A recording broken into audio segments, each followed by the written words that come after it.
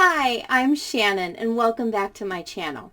If you're new here, I'm Shannon Medisky and I'm a soft skills strategist, sharing stories and strategies to help you hope, cope, and nope better.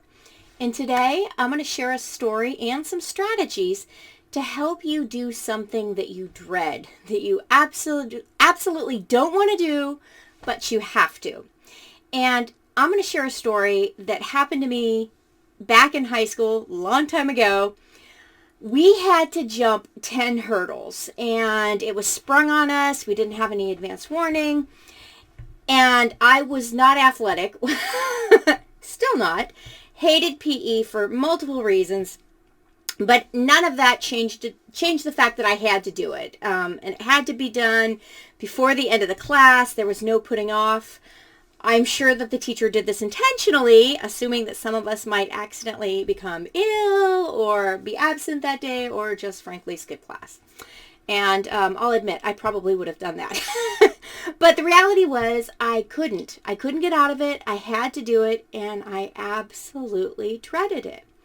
And to make matters even worse, we went in alphabetical order, and at that time my maiden name ended with the letter P, so I was at the very end of the alphabet.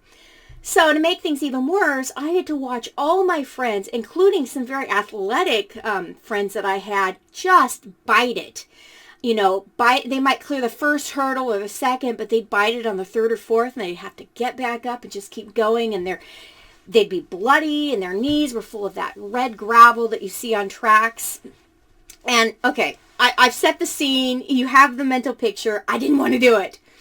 And to make matters even worse, I am large-chested, and so I don't wear bras or anything dainty. I have to wear what's called over-the-shoulder boulder holders. And so at 17 in high school, with an audience of all my classmates watching, it just got worse and worse and worse. So what did I do? The first thing I did when it was near my turn, I bent over and tightened my shoelaces. That was all I could do to take control of the moment, of the situation. And I'm thinking, oh, dear God, what am I going to do? So here's what I did. And actually, let me share the strategies I have to share with you first before I tell you how the story went. The first thing you can do when you have to do something that you dread is commit to doing it your way. You very well might not be able to get out of it. You might not be able to make the situation easier, faster, but what you can do is determine and choose how you do it. It can be as little as wearing an outfit that you like to make yourself feel better. It might be changing the attitude you approach the dreaded task with. It could be trying to remember a funny story while you do it. It could be remembering something difficult that you've done in the past to help you feel better about going into it, even though you might be fearful or just dreading it. So no matter the fact that you have to do it, find at least some way to do it your way in order to take control of a situation that you're dreading. Secondly, avoid procrastinating. Procrastinating is just going to put off the inevitable, and it's going to allow that dread, that stress to snowball. It's not going to take it away. It's believe you me, it is only going to make it feel worse, and it's going to draw out that dread and draw out that awful feeling. So don't do it. Give yourself the gift of done and just do it. Third, instead of focusing on the dread that you feel or that awful thing that you have to do, remind yourself of the relief, the peace you're going to feel after it's done.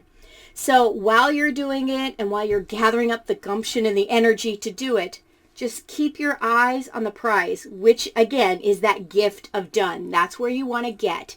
And so remember that even though you feel like crap right now and you feel that pressure, that relief can be around the corner, even though it might suck to get there.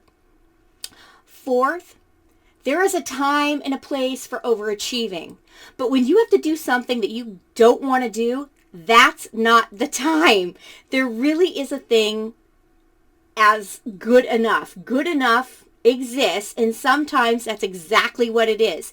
You do what's absolutely necessary, do the non-negotiables, and get the heck out of there. don't force yourself, don't punish yourself in an effort to do your absolute best at something that, one, that you don't really want to do, or two, might not even really be necessary. It's just something that you have to tick a box, jump through a hoop, or play a game.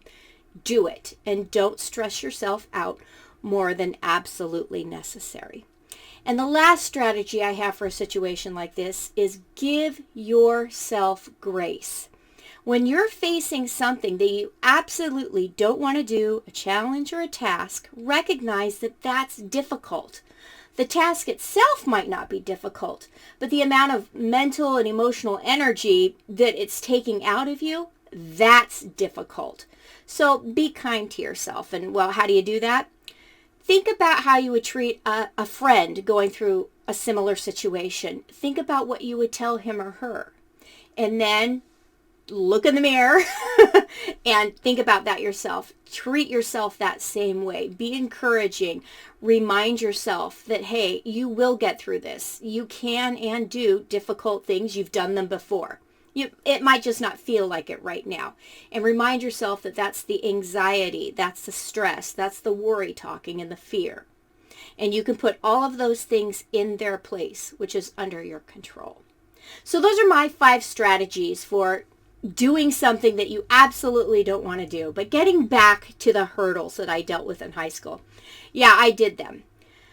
But as I tied my shoes, or not tied them, but tightened those laces, trying to buy a few more minutes, I thought to myself, sometimes it's just better to beg for forgiveness than ask for permission. And so I quickly formulated a plan. I'll jump those hurdles. I was going to jump them, but I was going to do it my way. So when the PE teacher got the stopwatch out and started it, I ran like the frickin' wind up to that first hurdle, came to a screeching stop, calmly stepped over that hurdle. Then I ran like the wind to the second hurdle, came to a screeching halt, stepped over the second hurdle. So on and so forth, all the way through 10 of them. Now, did I do it the same way everybody else did? Nope. But I tell you this, I jumped all 10 hurdles, or at least I cleared them. I got over them. And I completed the activity without getting sand and dust and dirt and all that gravel in my knees. And when I completed the hurdles, turns out I got one of the better scores. It wasn't the best time, but it was a whole lot better if I had bit it and then gotten up to keep going. And when I turned around to look at my PE teacher, he was bent over in half, just howling with laughter because he thought it was hysterical. And it counted. It worked. And I was able to go to my next class, no pain, had completed the task that I had to do, which was that stupid timed hurdle jumping. And I learned a valuable lesson that there is a lot of power and opportunity in our own creativity and our ability to try to find ways to navigate difficult situations and challenges that we might not want to do.